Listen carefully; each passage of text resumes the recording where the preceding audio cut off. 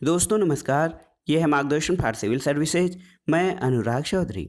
दोस्तों आज की वीडियो में हम सॉल्व करेंगे प्राचीन भारत के इतिहास से संबंधित महत्वपूर्ण प्रश्नों का 13वां भाग, जिसमें हम गुप्त और गुप्तोत्तर काल से संबंधित महत्वपूर्ण प्रश्नों को हल करेंगे। ये video government degree college, government inter college, केंद्रीय विद्यालय संगठन, टीजीटी, पीजीटी, नेट, जेआरएफ इतिहास के साथ साथ सिविल सेवा परीक्षा और विभिन्न राज्यों के राज्य सेवा परीक्षाओं के सामान्य अध्ययन के लिए बहुत ही उपयोगी तथा महत्वपूर्ण है। तो आइए शुरू करते हैं आज का वीडियो। दोस्तों आज की वीडियो हम प्रारंभ करेंगे। देखिए प्रश्न है कि सती प्रथा का प्रथम अभिलेखीय साक्ष्य कहाँ से प्राप्त हुआ है, आपको बताना है। तो सही उत्तर है सती प्रथा का प्रथम अभिलेखीय साक्ष्य दोस्तों एरण से प्राप्त हुआ है। और एरण जो है, एरण अभिलेख है, ये 510 ईस्वी का है, जिसमें गोपराज नामक सेनापति के स्त्री के सती होने का उल्लेख है। तो सती प्रथा का सर्वप्रथम अभिलेखी साक्ष्य एरण अभिलेख से मिला है।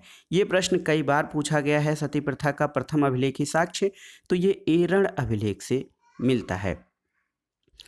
अगला प्रश्न है कायस्थ शब्द का उल्लेख सर्वप्रथम किस स्मृति में मिलता है, आपको बताना है कायस्थ शब्द का उल्लेख।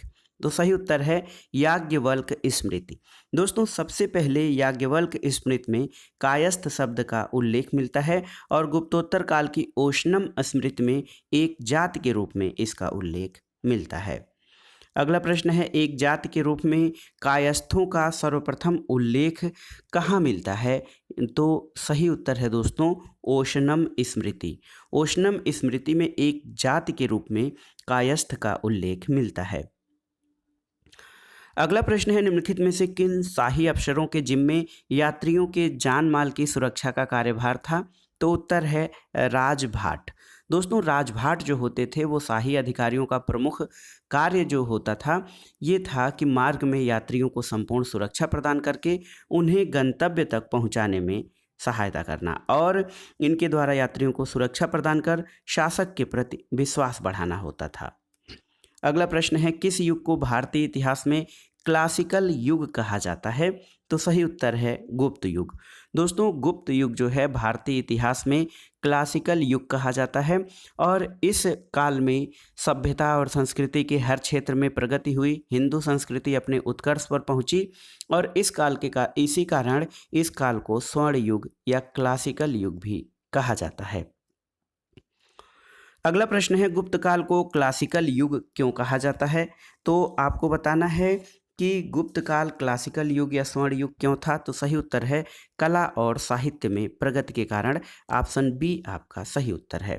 अगला प्रश्न है दोस्तों गुप्त काल में अजंता की कौन सी गुफाएं निर्मित हुई थीं। तो सही उत्तर है गुफा नंबर 16 और 17। गुफा नंबर 16 और 17 इनका संबंध गुप्त काल से है और 9वीं 10वीं गुफाओं के चित्र सबसे पहले ईसा पूर्व शताब्दी के हैं, ईसा पूर्व पहली शताब्दी के हैं और पहली दूसरी गुफाओं के चित्र 7वीं शताब्दी ईस्वी के हैं और 10वीं गुफा के स्तंभों पर अंकित चित्र 16वीं और 17वीं शताब्दी के भित्ति चित्र जो हैं वो गुप्तकालीन चित्र हैं। अगला प्रश्न है अजंता के प्राचीनतम चित्र का काल कितना है।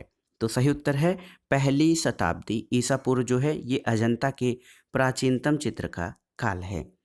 अगला प्रश्न है अजंता के किस गुफा में मरणासन्न राजकुमारी का दृश्य अंकित किया गया है, आपको बताना है। तो सही उत्तर है दोस्तों ये गुफा संख्या 16 में मरणासन्न राजकुमारी का चित्र अंकित है। अगला प्रश्न है किस काल के मंदिर की वास्तुकला में सबसे पहले गंगा और यमुना की आकृतियां आती हैं।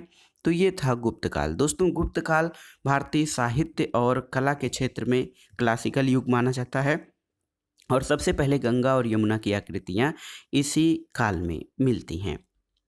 अगला प्रश्न है धमेघ स्तूप कहाँ पर स्थित है। तो उत्तर है सही उत्तर सारनाथ में। आप जानते हैं सारनाथ वाराणसी के निकट है और स्तूप का शाब्दिक अर्थ ढेर या थूहा होता है और इसका अर्ध गोलाकार स्वरूप होता है। धमेघ स्तूप सारनाथ में स्थित है और इसका अंतिम निर्माण गुप्त सम्राटों के काल में हुआ था। बहुत ही आसान सा प्रश्न देखते हैं दोस्तों। अभिज्ञान शाकुंतलम के लेखक कौन है, आपको बताना है। तो सही उत्तर है अभिज्ञान शाकुंतलम कालिदास की महत्वपूर्ण कृति है। इसमें जो अन्य लेखक हैं, विशाख दत्त, इसने मुद्रा राक्षस की रचना की है। बाण भट्ट हर्ष का दरबारी कवि था, जिसने हर्षचरित और कादंबरी की रचना की थी। और भास ने स्वप्नवास, वदत्ता, चारुदत्ता और अरुभंग की रचना की थी। अगला प्रश्न है मालविकाग्नि मित्रम जो है दोस्तों, इसकी रचनाकार कौन है? तो सही उत्तर है ये कालिदास रचनाकार है मालविकाग्नि मित्रम के। इसमें मालविका और अग्निमित्र की प्रेम कथा का वर्णन किया गया है। अगला प्रश्न है दोस्तों, सांख्य दर्शन के प्रणेता कौन थे? आपको बताना है। तो सही उत्तर है महर्षि कपिल जो है ये सांख्य दर्शन के प्रवक्ता रहे हैं या प्रणेता रहे हैं। अगला प्रश्न है निम्नलिखित विद्वानों में से किसने ये सिद्ध किया कि धरती गोल है और अपनी धुरी पर चक्कर काटती है? तो ये सबसे पहले आर्यभट्ट नामक विद्वान ने बताया कि पृथ्वी गोल है और अपनी धुरी पर चक्कर काटती है। दोस्तों आर्यभट्ट जो है गुप्त काल के सर्वश्रेष्ठ गणितज्ञ और ज्योतिषी थे और इन्होंने ज्योतिष को गणित से अलग विज्ञान माना और दशमलव प्रणाली का विकास किया। इन्होंने पाई का मान 3.1416 बताया। तो इस प्रकार जो आर्यभट्ट थे उन्होंने सिद्ध किया दोस्तों कि पृथ्वी गोल है और ये अपनी धुरी पर चक्कर लगाती है। अगला प्रश्न है सूची 1 का सूची 2 से सुमेलन करना है। एहोल प्रस्तर अभिलेख पुलिकेशिन द्वितीय से संबंधित है। जूनागढ़ शिला अभिलेख रुद्रदामन प्रथम से संबंधित है। नासिक गुहा अभिलेख दोस्तों उषाव दत्त से संबंधित है। और भीतरी स्तंभ लेख ये आपका स्कंदगुप्त से संबंधित है। तो इस प्रकार सही उत्तर का चयन आप कर सकते हैं। तो सही उत्तर आपका ऑप्शन डी हो जाएगा। अगला प्रश्न है सूची 1 का सूची 2 से सुमेलन कराना है। कुछ ग्रंथ हैं और उनके रचनाकारों के नाम का सही सुमेलन आपको कराना है। तो देखिए महाभाष्य आप जानते हैं कि दोस्तों पतंजलि की रचना है। कुमार संभव कालिदास की, अष्टाध्यायी पाणिनि की और अर्थशास्त्र चाणक्य की कूटनीति और शासन कला पर लिखी गई पुस्तक है।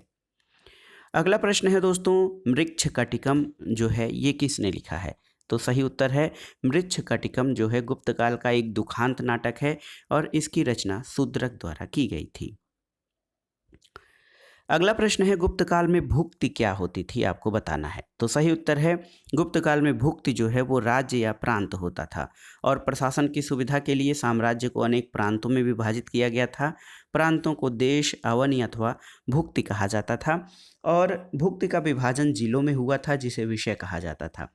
गुप्त काल में जो प्रशासनिक व्यवस्था थी उसको देखते हैं।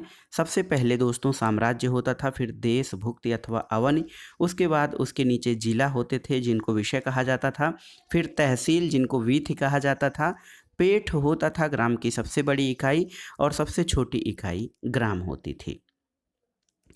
अगला प्रश्न है किस ग्रंथ में विधवा को पुनर्विवाह की अनुमति दी गई है? तो सही उत्तर है दोस्तों नारद स्मृति में। नारद स्मृति गुप्तकालीन महत्वपूर्ण स्मृति है। इसमें नियोग प्रथा और स्त्रियों के पुनर्विवाह की अनुमति प्रदान की गई है। अगला प्रश्न है दोस्तों याज्ञवल्क्य स्मृति के प्रसिद्ध टीकाकार अपरार्क क्या थे? तो सही उत्तर है एक शिलाहार राजा।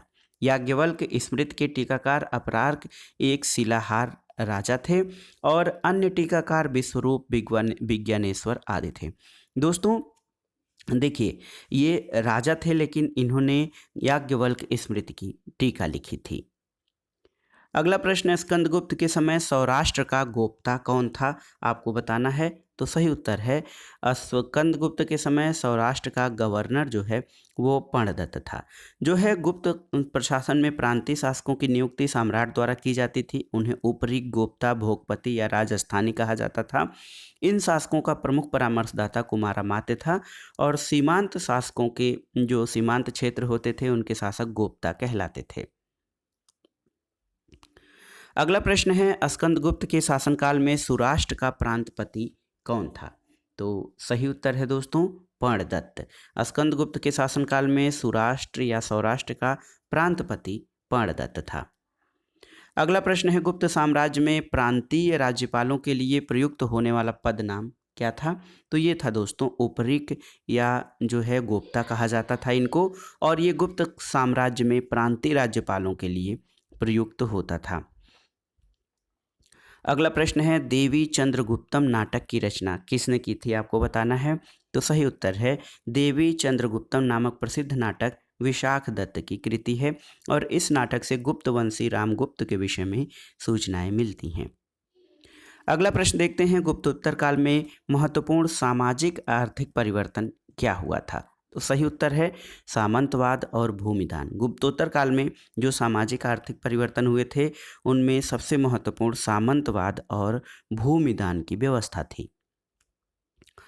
अगला प्रश्न है दोस्तों, देखते हैं यहाँ पे। देखिए बहुत ही महत्वपूर्ण प्रश्न है कि गुप्त काल में भूमि अभिलेखों या लैंड रिकॉर्ड को सुरक्षित रखने के लिए कौन सा अधिकारी होता था। तो सही उत्तर है कर्णिक। लैंड रिकॉर्ड को सुरक्षित रखने वाले अधिकारी को कर्णिक की संज्ञा दी जाती थी। अगला प्रश्न है निम्नलिखित में से कौन सा गुप्त काल में भूमि माप की इकाई थी। तो सही उत्तर है निवर्तन। निवर्तन इकाई जो गुप्त काल में भूमि मापन की इकाई थी और निवर्तन नल, कुल्यावाप, द्रोणवाप, आढ़वाप और पाटक जैसी इकाइयां जो हैं ये भूमि के मापन के लिए प्रयुक्त की जाती थी। अगला प्रश्न है गुप्त काल में सार्थवाह को क्या कहा जाता था, आपको बताना है। बहुत ही महत्वपूर्ण है दोस्तों। गुप्त काल में जो सार्थवाह है वो क्या होता था। तो सही उत्तर है सार्थवाह व्यापारिक कारवां का प्रमुख होता था। जो व्यापारिक कारवां होते थे, व्यापार करने के लिए जो ग्रुप बनते थे, उनका जो प्रमुख होता था उसको सार्थवाह कहा जाता था। गुप्तोत्तर काल में ब्याज की वार्षिक दर कितनी होती थी। तो सही उत्तर है दोस्तों 24%। गुप्तोत्तर काल में सामान्य ब्याज की वार्षिक दर 24% थी और गुप्तोत्तर काल में व्यापार में गिरावट आई थी। अधिक उत्पादन के प्रति लोगों में उत्साह नहीं था। इसके अतिरिक्त उत्पादन का अधिक भाग जो है वो जमींदार ले लेते थे। अगला प्रश्न है गुप्त सोने के सिक्के दीनार का नाम किस भाषा से लिया गया है। तो सही उत्तर है ये शब्द जो है लैटिन भाषा से लिया गया है। गुप्त काल में जो सोने के सिक्के प्रचलित थे उनको दीनार कहा जाता था। दीनार लैटिन भाषा से लिया गया है और रोमन साम्राज्य में स्वर्ण मुद्राओं को दिनारियस कहा जाता था। ये रोम से दिनारियस अरब क्षेत्र में दिनार के रूप में पहुंचा था। अगला प्रश्न है सर्वप्रथम चांदी के सिक्कों का प्रचलन किस शासक ने करवाया था। तो सही उत्तर है चंद्रगुप्त द्वितीय या चंद्रगुप्त विक्रमादित्य ने सबसे पहले चांदी के सिक्के चलाया था और इस सिक्के को रूप्यक अथवा रूपक कहा जाता था। अगला प्रश्न है निम्नलिखित गुप्त शासकों में सर्वप्रथम किसने गुप्त मुद्राएं जारी कराई थीं। तो आप जानते हैं चंद्रगुप्त द्वितीय। रूपक सिक्के किसके समय में प्रचलन में थे। तो आप जानते हैं रूपक सिक्के जो चांदी के रूपयक या रूपक कहे जाते थे ये गुप्त राजाओं के शासनकाल में प्रचलित थे। और निम्नलिखित गुप्त नरेशों में किसने सर्वप्रथम चांदी की मुद्राएं जारी की। तो याद रखिएगा ये प्रश्न बार बार पूछा गया है, चंद्रगुप्त द्वितीय। अगला प्रश्न है गुप्तकालीन सिक्कों का सबसे बड़ा कोष निम्नलिखित में से कौन सा है। तो सही उत्तर है बयाना। दोस्तों गुप्तकालीन सिक्कों का सबसे बड़ा कोष जो है ये राजस्थान के भरतपुर के बयाना से प्राप्त हुआ है और बयाना निधि में सर्वाधिक मुद्रा चंद्रगुप्त द्वितीय की हैं। एक साहित्यिक ग्रंथ आप जानते हैं पंचतंत्र का नाम आपने सुना होगा। पंचतंत्र किसने लिखा है। तो सही उत्तर है पंचतंत्र के रचनाकार विष्णु शर्मा हैं और ये गुप्त काल से संबंधित हैं। पंचतंत्र में प्राचीन काल की अनेक कथाओं का संग्रह किया गया है और इसकी रचना अमरकीर्ति नामक राजा के मूर्ख पुत्रों को शिक्षा देकर विद्वान बनाने के लिए की गई थी। पंचतंत्र की रचना मूल रूप से जो संस्कृत में की गई थी। अगला प्रश्न है प्राचीन भारत का पहला प्रसिद्ध ज्योतिष शास्त्र का ज्ञाता कौन था, आपको बताना है। तो सही उत्तर है आर्यभट्ट। दोस्तों आर्यभट्ट भारत के पहले ज्योतिष शास्त्र के ज्ञाता थे। इन्होंने आर्यभट्टियम नामक ग्रंथ की रचना की थी। अगला प्रश्न है दोस्तों गुप्त वंश के शासनकाल में कौन सा स्थान कला का प्रमुख केंद्र था। तो सही उत्तर है गुप्त वंश में सारनाथ जो है ये कला का प्रसिद्ध केंद्र था। 4वीं से 6वीं शताब्दी ईस्वी तक भारत में कला के क्षेत्र में उपलब्धियों का महत्वपूर्ण काल गुप्त काल है और बौद्ध कला के प्रमुख केंद्र मथुरा, सारनाथ और नालंदा थे। अगला प्रश्न है दोस्तों बृहत संहिता की रचना किसने की थी। तो सही उत्तर है बृहत संहिता के रचनाकार बाराहमिहिर हैं। अगला प्रश्न है दोस्तों निम्नलिखित राजवंशों को कालक्रम के अनुसार सही ढंग से व्यवस्थित करना है। तो इसमें है सातवाहन, मौर्य, कुषाण और गुप्त। तो सबसे पहले दोस्तों यहाँ पर देखिए, सबसे पहले मौर्य वंश आया था, उसके बाद देखिए सातवाहन वंश, फिर आएगा उसके बाद देखिए कुषाण वंश का शासन आता है, और उसके बाद कुषाण वंश के बाद आपका गुप्त वंश आएगा।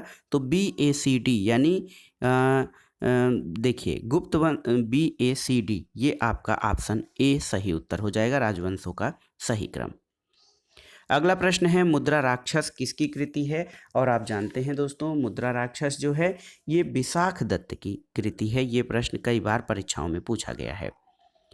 अगला प्रश्न है, गुप्त काल में किस धर्म का सबसे अधिक विकास हुआ था? तो सही उत्तर है पौराणिक धर्म। गुप्त काल में पौराणिक धर्म जो हिंदू धर्म से संबंधित है, इसका सर्वाधिक विकास हुआ था। अगला प्रश्न है, निम्नलिखित में से किसने धर्म महाराज की उपाधि धारण की थी और जिसका औचित्य उसके द्वारा अश्वमेध यज्ञ सहित अनेक वैदिक यज्ञों के संपादन करने में आता है? तो उत्तर है दोस्तों प्रवरसेन प्रथम। दोस्तों प्रवरसेन प्रथम जो है सातवाहनों की पतनावस्था का लाभ उठाकर विंध्य शक्ति नामक ब्राह्मण ने महाराष्ट्र के नंदीवर्धन को केंद्र बनाकर वाकाटक वंश की स्थापना की थी, और इस वंश का पहला प्रसिद्ध शासक प्रवरसेन प्रथम हुआ था। वाकाटक का अकेला ऐसा शासक था जिसने सम्राट की उपाधि धारण की थी, और इसके द्वारा धर्म महाराज की उपाधि भी धारण की थी।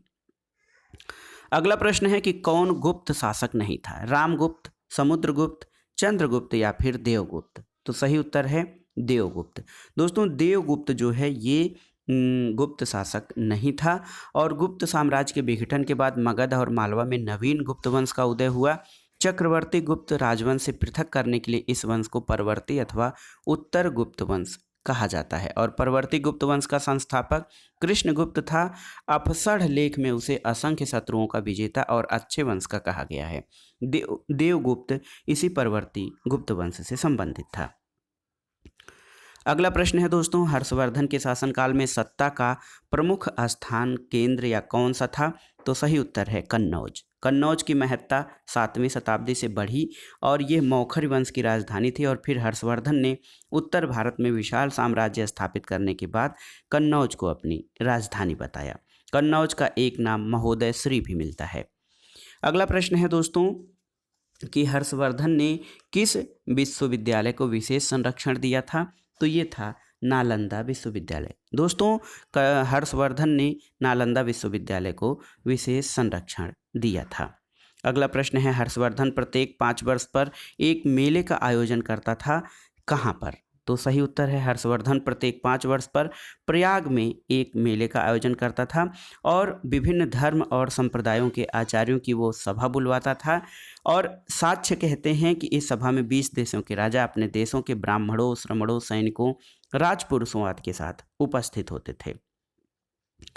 अगला प्रश्न है, हर्ष के समय में भारत की यात्रा किस यात्री ने की थी? तो याद रखिएगा हर्ष मतलब एच, और एच से ह्वेनसांग। तो सही उत्तर है ह्वेनसांग ने भारत की यात्रा की थी, और ये एक चीनी यात्री था।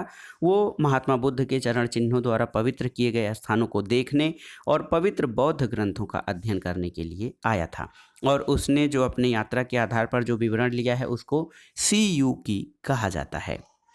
अगला प्रश्न है दोस्तों, हर्षवर्धन किससे पराजित हुआ था? तो सही उत्तर है पुलकेशिन।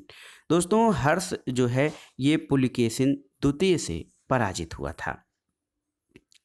अगला प्रश्न है, राजा हर्ष की पराजय का संदर्भ किस अभिलेख में मिलता है? तो सही उत्तर है पुलकेशिन के ऐहोल अभिलेख में जो है ये पुलकेशिन द्वितीय ने हर्ष को पराजित किया था। ऐसा उल्लेख पुलकेशिन द्वितीय की ऐहोल प्रशस्ति और ह्वेनसांग के विवरण में मिलता है। अगला प्रश्न है, हर्ष के शासन में समस बल्लभी का राजा कौन था? तो सही उत्तर है ध्रुवसेन द्वितीय। दोस्तों बल्लभी आधुनिक गुजरात राज्य में स्थित है, और वहां का शासक ध्रुवसेन द्वितीय हर्ष का समकालीन था। अगला प्रश्न है, पुलकेशिन द्वितीय के ऐहोल अभिलेख में हर्षवर्धन की किस सेना का उल्लेख किया गया है? तो सही उत्तर है गज सेना। हर्षवर्धन की गज सेना का उल्लेख पुलकेशिन के ऐहोल अभिलेख में है, और हर्ष और पुलकेशिन के बीच यह युद्ध नर्मदा नदी के तट पर हुआ था, जिसमें हर्ष की पराजय हुई थी। अगला प्रश्न है दोस्तों, पुलकेशिन द्वितीय के ऐहोल अभिलेख का जो रचनाकार है वो कौन था? तो सही उत्तर है ऐहोल अभिलेख का रचनाकार दोस्तों रवि कीर्ति था। अगला प्रश्न है पुलकेशिन द्वितीय ने अपना दूत मंडल कहाँ भेजा था? तो सही उत्तर है ईरान में। पुलकेशिन द्वितीय ने ईरान में अपना दूत मंडल भेजा था और ऐसा विवरण अरबी विद्वान ताबरी के विवरण से ज्ञात होता है। अगला प्रश्न है निम्नलिखित में से कौन सी रचना हर्ष के द्वारा रचित नहीं है? तो रत्नावली, नागानंद, हर्ष चरित और प्रियदर्शिका। तो सही उत्तर है हर्ष चरित की रचना हर्ष ने नहीं की थी, बल्कि इसकी रचना बाणभट्ट ने किया था। रत्नावली, नागानंद और प्रियदर्शिका हर्ष द्वारा लिखी गई कृतियां हैं। अगला प्रश्न है किस महाकवि ने सती प्रथा का विरोध करते हुए इसे आत्महत्या माना है? तो सही उत्तर है बाणभट्ट। दोस्तों बाणभट्ट आप जानते हैं हर्ष के दरबारी कवि थे और इन्होंने सती प्रथा का विरोध किया और इसे आत्महत्या की संज्ञा दी थी। अगला प्रश्न है निम्नलिखित में से कौन सा नाटक हर्ष द्वारा रचित है? तो इसमें आपको बताना है, अभी अभी आपने पढ़ा है नागानंद, रत्नावली और प्रियदर्शिका ये हर्ष द्वारा रचित नाटक हैं। तो सही उत्तर है उपर्युक्त तीनों। नागानंद नाटक का लेखक कौन था? तो आप जानते हैं नागानंद नाटक का लेखक हर्ष था। अगला प्रश्न है कौन सा युग्म सुमेलित नहीं है? आपको बताना है। तो देखिए रत्नावली हर्ष, मृच्छकटिकम की रचना शूद्रक, ये आपकी सही है। मुद्रा राक्षस जो है ये राजशेखर की कृति नहीं है, मुद्रा राक्षस की रचना विशाख दत्त ने की है और देवी चंद्रगुप्त इसका रचनाकार विशाख दत्त हैं। तो सही उत्तर है ऑप्शन सी, सुमेलित नहीं है। अगला प्रश्न दोस्तों आपको बताना है कि कौन हर्ष का दरबारी कवि नहीं था? तो सही उत्तर है भवभूति। दोस्तों भवभूति जो है कन्नौज के राजा यशोवर्मन के दरबारी कवि थे, जबकि बाणभट्ट, मयूर और दिवाकर ये हर्ष के दरबारी कवि थे। अगला प्रश्न है दोस्तों कवि बाण किस स्थान का रहने वाला था? आपको बताना है।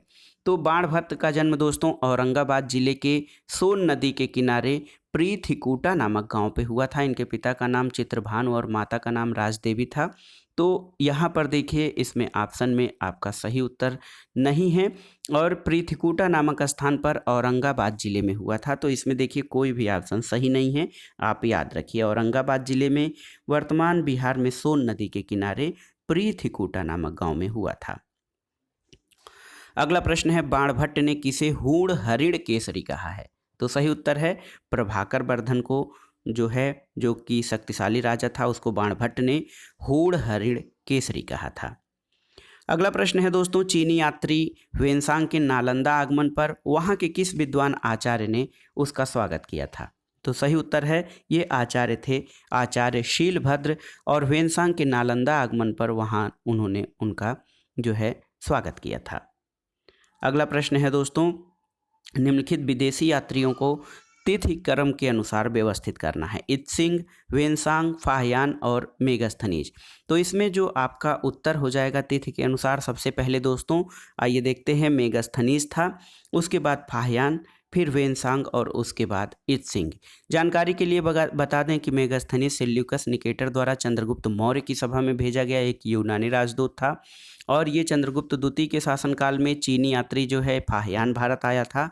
उसके बाद हर्षवर्धन के समय में चीनी यात्री ह्वेनसांग आया और दोस्तों ह्वेनसांग के समान इत्सिंग चीनी बौद्ध यात्री था और उसके वापस जाने के बाद उसने भारत की यात्रा की थी। तो सही क्रम है मेगस्थनीज, फाहियान, ह्वेनसांग और इत्सिंग।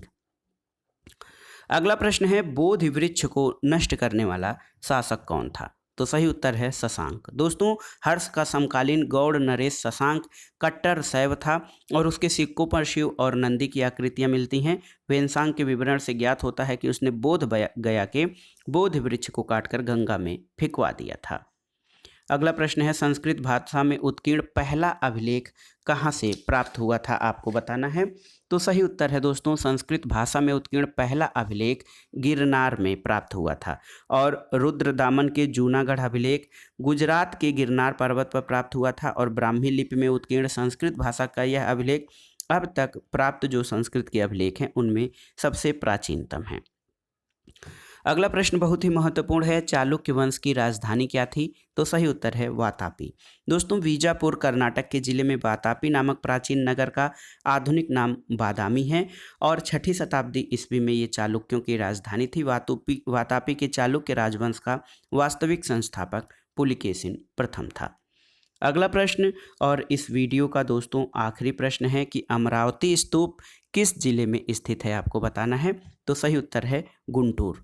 अमरावती आंध्र प्रदेश के गुंटूर जिले में कृष्णा नदी के तट पर स्थित है और लेखों में अमरावती का नाम धान्य कटक मिलता है। तो याद रखिएगा, अमरावती स्तूप गुंटूर जिले में स्थित है। तो दोस्तों, ये था आज का वीडियो, प्राचीन भारत के इतिहास से संबंधित महत्वपूर्ण वीडियो, जिसमें हमने गुप्त और गुप्तोत्तर काल से संबंधित महत्वपूर्ण प्रश्नों यानी गुप्त और गुप्तोत्तर काल के सामाजिक, आर्थिक, राजनीतिक, साहित्यिक और सांस्कृतिक विशेषताओं से संबंधित महत्वपूर्ण प्रश्नों को हल किया। ये वीडियो बहुत ही महत्वपूर्ण है, आप इनके प्रश्नों को तैयार कर लीजिएगा। वीडियो आपको कैसा लगा हमें कमेंट बॉक्स में ज़रूर बताइएगा। वीडियो को लाइक करें, शेयर करें और इस चैनल मार्गदर्शन फॉर सिविल सर्विसेज को सब्सक्राइब करें। वीडियो देखने के लिए धन्यवाद दोस्तों, नमस्कार।